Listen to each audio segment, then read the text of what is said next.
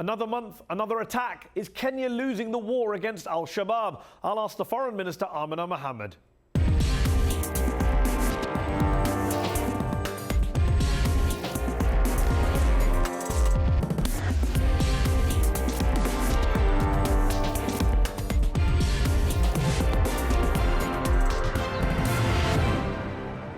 I'm Mehdi Hasan. In a shock referendum result last Sunday, Colombians rejected a peace deal that would have brought the country's long-running war with the FARC rebel group to an end. I'll speak to former Colombian presidential candidate Ingrid Betancourt, who was held hostage by the FARC for more than 6 years. But first, on Thursday, al-Shabab fighters killed 6 Christians in Kenya, yet another violent attack by the group inside that country. In an interview recorded prior to this latest gruesome incident, I spoke to Kenya's foreign minister about the war against al-Shabab, the Somali refugee crisis, and the country's spat with the International Criminal Court. This week's headliner, Kenyan Foreign Minister Amina Mohamed.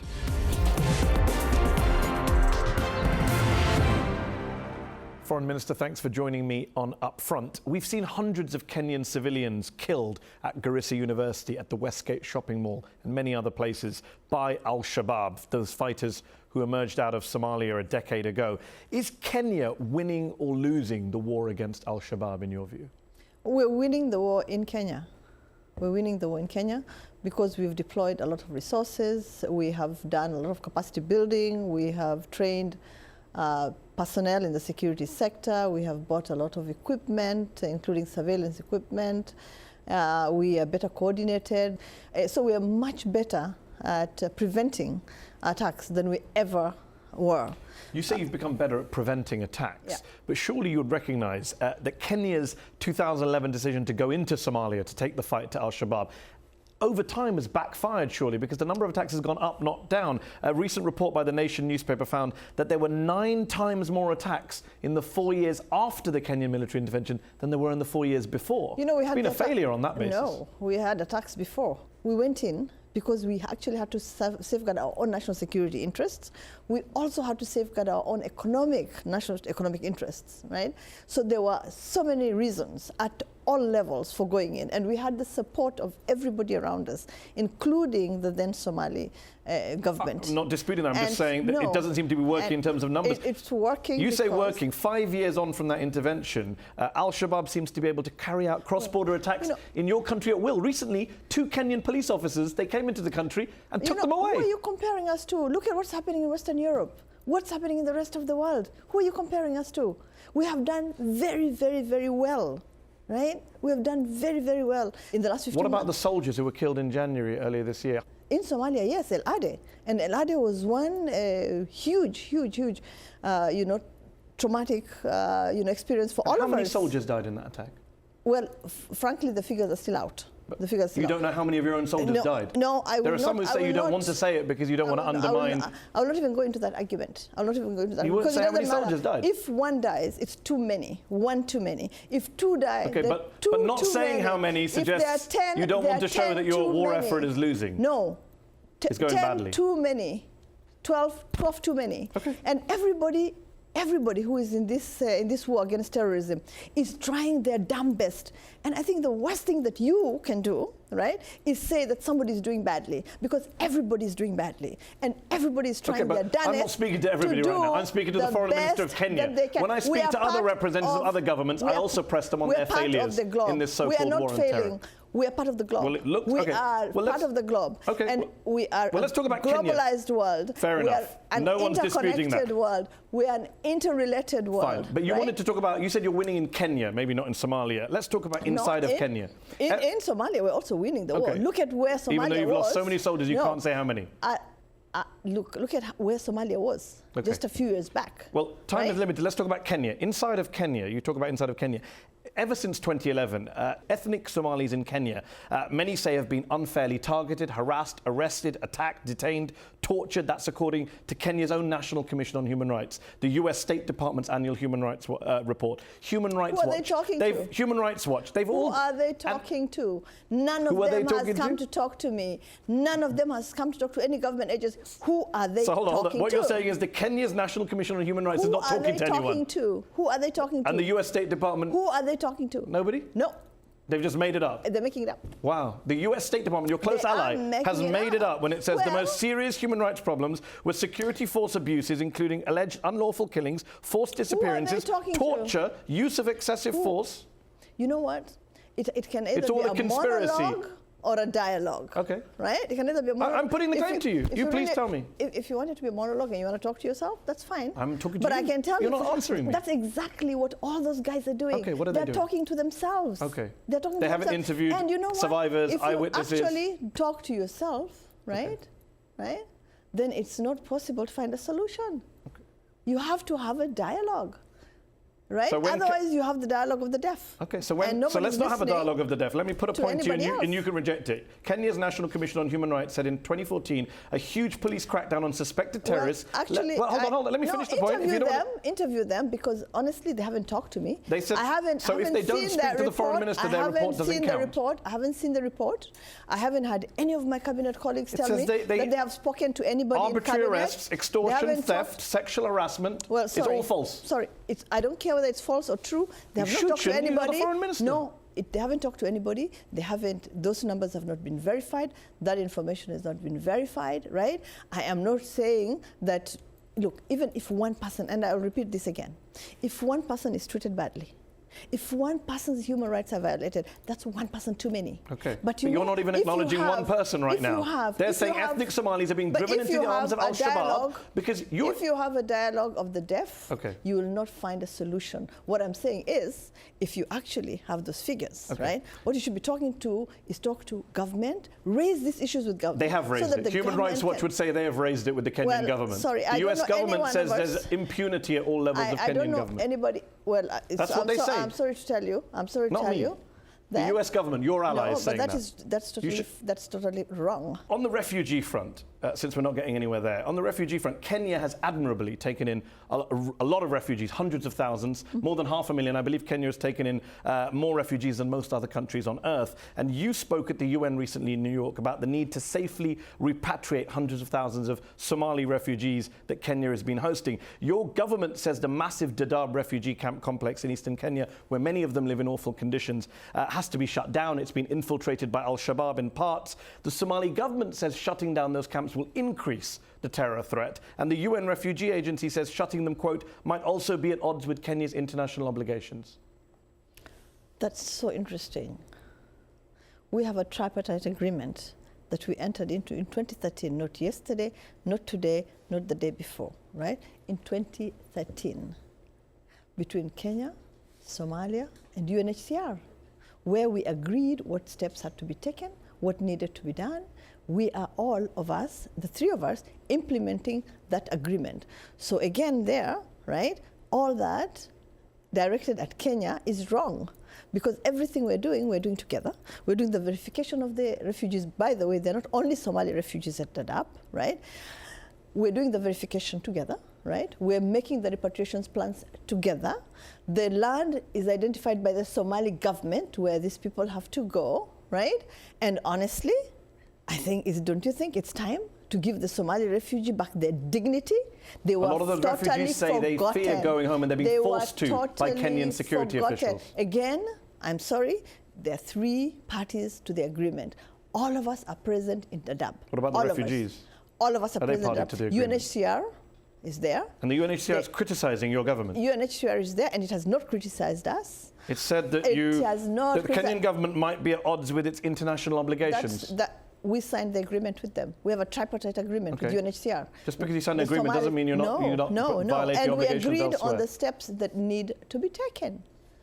We actually agreed on the steps that were being... So why is the two other parties criticizing you? It's not a very good tripartite agreement if the Somali government and the UN Refugee Agency is problem that we have. The problem is not repatriation, right? We have 27,000 that have gone back, 100,000 that have registered to go back but have not yet gone back. The problem that we have, right, is not that. The problem that we have and that you should be helping us highlight, right, is getting the international community, right, to meet its own obligations. Yes, and we agree the international community has obligations. No one's questioning that point. And there's no way that we can be made to implement and to whatever our obligations, right, to meet our obligations, if everybody else is not. We are not an island. Okay, but when the UNHCR, who you entered into agreement with, when the UNHCR says it's calling on the government of Kenya to reconsider its decision to avoid taking any action that might be at odds with its international obligations. We are doing it together. You don't want to hear that? We are doing it together. You said to me earlier you wish people came and talked to you. They're talking to you. Together. And you're not listening to them. No, we're doing it together. We're doing it with They don't think that. It's a very odd definition of together because they don't seem to do that together. The verification is carried out by them. And they're telling the world that they think you might be in violation of your international obligations. The repatriation is being done jointly, so there's and it's not the first time, by the way. It's not the first time. Don't make this the first time that a repatriation has occurred. We in Kenya have been hosting refugees. Anyone said that. I quoted you what the UN said. We have been hosting refugees more than any other country in the world. I think I conceded that point. I was asking specifically about your obligations with regard to these refugees in Dadaab. We have met all our obligations. Today, we are receiving South Sudanese refugees in Kakuma. And that's very admirable. That doesn't deal with my point. We are not, right, violating any obligations. If we were, the whole world would have come down like a ton of bricks, right, on our heads. We are not. Everybody recognizes that. I've just come from New York, and we've had a very good discussion on the type of resources that are required, right, to support the return of the refugees. So it's just the UNHCR who's got it wrong, no one else. Well, you know what? I don't know where that came from. It has never been addressed to me. As well. Well, they've said they're calling on the Kenyan government. I signed that agreement. You're a hard lady to contact. It's less than a year now to Kenya's next presidential election. Back in 2007, after the disputed presidential election, then there was a great deal of horrific violence. 1,000 lives lost, hundreds of thousands of people displaced from their homes. Many argue that the perpetrators of that violence were not brought to justice. Your own deputy president, William Ruto, was at one stage going to be tried at the International Criminal Court in The Hague on charges of crimes against humanity and murder. In April, the judges said it was a mistrial. Let me finish the question. I'll ask you a question, but you can jump in. I'm sorry. Your preamble is wrong. It's wrong. He wasn't charged with murder or crimes against humanity. Was he charged with murder? Let me tell you was he charged with murder and crimes? No, you said it was wrong. I have to tell you something was he charged with crimes against humanity and murder? Let me tell you something about law. So I wasn't wrong. Okay. So let me tell you something about law, right? Please do. You don't keep, right? You don't keep sentencing people. You allow the due process to take place, and when due process is taken place, right, and people are found to be innocent. He was not found to be innocent. That is incorrect. The judges said they refused to acquit your deputy president of any crimes because they couldn't try him, they said, because of, quote, a troubling incidence of witness interference and intolerable political meddling from Nairobi. Let me tell you That's what the judges said. No, well, take it up with the judges at the ICC. Then don't bring it up. Let me take it up with them. But don't bring it up because... No, I'm quoting them, remember? But you can't keep... I can't quote the judges from the ICC. I can't quote Human Rights Watch. I can't quote Kenya's National Commission on Human Rights. I can't quote the State Department. Apparently, I can't quote anyone to you. I have had very close relations with the Rome Statute and with the court itself, right? And we have been there as Kenya for a very long time. Why? Because we actually believe in the rule of law, right? And we believed that in the end, the right thing would be done. Apart from when the court accuses you of witness interference and intolerable political meddling. I could also accuse them, there's something already out there about the judges, but I will not go into it. Right? I think it's a subject that you need to take up with them. On what basis will you and your President Uhuru Kenyatta be asking Kenyans next year to re-elect your government? What's your main offer to them? Oh, we have every pledge that was in the manifesto has either been fully met, right, or is ongoing. Right? So we have a very good record. We're growing at 5.6%. We have a standard gauge railway that whose first locomotives will be running next year in June. We have laptops provided to our children in schools, health services all the way to the counties, right? We have constructed roads. We have modernized the port. Investors were coming in. In 2013, right, there were about 100 British companies in Kenya. Today, there are 210 that have a presence. The same for the French, right? We have doubled the numbers. The German companies, we've also increased the numbers. Japanese companies, Chinese companies. And we're not looking one direction or one way, right? Small marketplace, we're competing with everybody else, and we're doing well. Okay. Amina Mohamed, thanks for joining me on UpFront.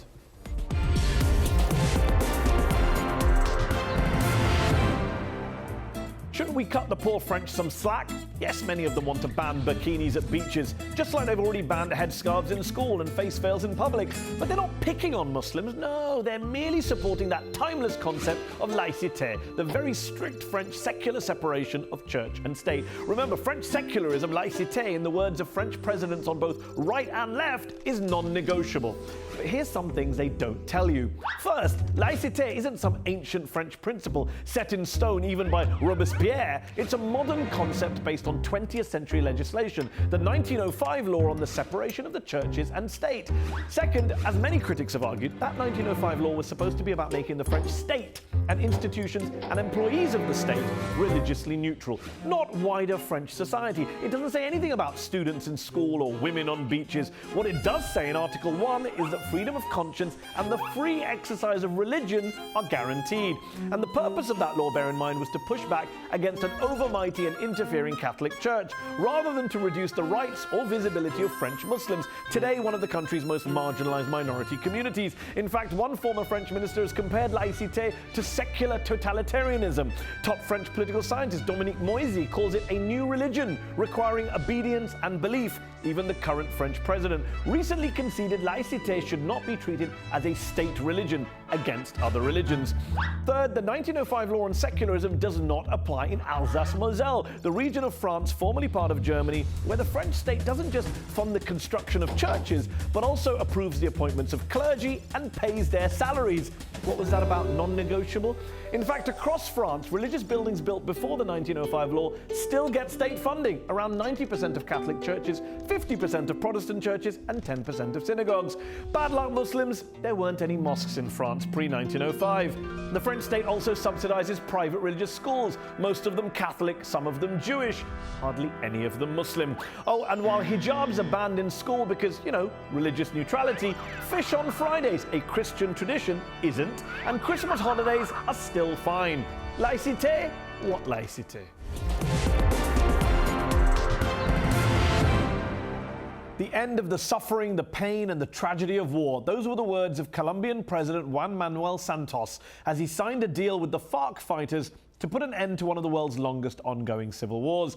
A week later, however, a narrow majority of Colombians voted no to the peace agreement, backed by everyone from the Pope to Barack Obama, and triggered a political crisis that could bring down the country's government. So, after 52 years of war, 250,000 dead, and millions displaced, will Colombians ever see an end to the violence? To discuss this, I'm joined from Paris by Ingrid Betancourt, a former candidate for Colombian president who was captured by the FARC in 2002 on the campaign trail and was held hostage for over 6 years. Ingrid Betancourt, thank you for joining me on UpFront. You supported the peace deal that President Santos signed with the FARC. What was your reaction to the shock referendum result last Sunday, which saw your fellow Colombians reject that deal by a margin of just 0.5%?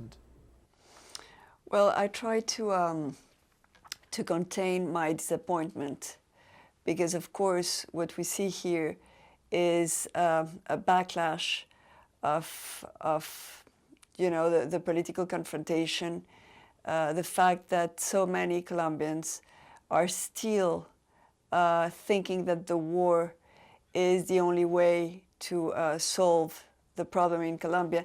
And more than that, the fact that there are a group of Colombians that have done their wealth and that have gained their political power by the war, for the war, and they're not happy of letting this power and this wealth just go. The leaders of the Victorious No campaign said the proposed peace agreement was too lenient towards the FARC. It gave them impunity, some said. You were held by the FARC for 6 years. In your book, you described being beaten, even sexually assaulted by members of the FARC. Why did you back the peace deal? Because I think there's no impunity with the peace agreement. There's impunity right now with what we have. This peace agreement states for a tribunal that will have to see every case of these leaders and judge them and sentence them. There's no perfect agreement. They won't have impunity. That's something that is very clear. They will have to pay for the crimes they committed. The difference is between those that say it's not enough what they will pay and the ones who, like me, are saying it's just enough and it's a good price to pay for having the country free of war. You say free of war. There's been a ceasefire in place since August of this year. On Tuesday, President Santos announced that it would hold until October 31st. The FARC leader Timochenko responded on Twitter asking, then what? Do you think Colombia is about to head back into a new round of very severe fighting? We're going to be running against time, that's for sure. And we also have to bear in mind that there are people wanting to renegotiate this agreement in order to put some conditions so unacceptable to the other party, the FARC in this case, so that the FARC has the only option to withdraw to the jungle and fight again. So it's a moment where we need to be wise, we need to be generous, but we need also to be shrewd in the sense that we need to know that we have little time to achieve a good agreement that will have the majority of Colombians feeling that this is acceptable. And this is what we need Santos to achieve in the next weeks. What do you think about the discrepancy between those who seem to live geographically far away from the main areas of fighting in Colombia voting no, whereas someone like yourself who actually suffered personally at the hands of FARC voting yes? And when you see the map of the regions who voted yes, you see that those are the regions that really are suffering from the war. So what it says and it tells us is that for people that haven't been affected by the war, the issue of the referendum was abstract. For us, the ones who have suffered, we know that the end of the war is a matter of happiness or unhappiness, of life and death, of future for our children or no future for our children. And former President Alvaro Uribe helped lead the no campaign against this peace deal. When he was the president of Colombia in 2008, he personally approved the rescue operation that ended your own captivity. Now he's obviously leading this opposition to any peace deal on these terms. What is your message to Alvaro Uribe today, a week on from the referendum? I would tell him to be generous for Colombia, to stop thinking about his own space in history and to think about what will happen to our children. You were obviously one of the most high-profile victims of the FARC. You suffered greatly, being held captive for more than 6 years. Have you personally forgiven the people who did that to you? What is your view of the people who did that to you today, all these years later? It's difficult to say that I have forgiven, because even if I have the will and I know rationally that that's the way to go, I've been, working on forgiveness for 8 years now since I was liberated. But it is true that when I'm facing the pictures or photographs of people that were my captors when I was in the jungle, or when I see the camps of the guerrilla, or that I see images that bring me back, I have strong feelings that go in reverse with my conviction. So I understand that it's difficult to forgive. I don't think that we should vote yes to the referendum because we have forgiven. I think that we should vote yes to the referendum and accept the peace deal because we want a Colombia free of war. And the nuance is there. And I don't think anyone can imagine or even begin to imagine what you went through in captivity. Just on that period in captivity, more than 6 years, some of your fellow hostages criticized you after they were all released, calling you selfish and arrogant, accusing you of making life difficult for them. Others disagreed, saying you were very courageous in captivity. What happened in that period that led to such a divide between this group of 15 hostages who were eventually rescued from the FARC? I think it happened what happens always between humans. There are people that like you and there are people that don't like you. I think that we always have to plug ourselves with the light in us, but I also understand that for some it's very hard to do. I don't have any resentment to any of my fellow hostages, and I hope we will all get over those feelings. Ingrid Betancourt, thanks for joining me on UpFront. That's our show. UpFront will be back next week.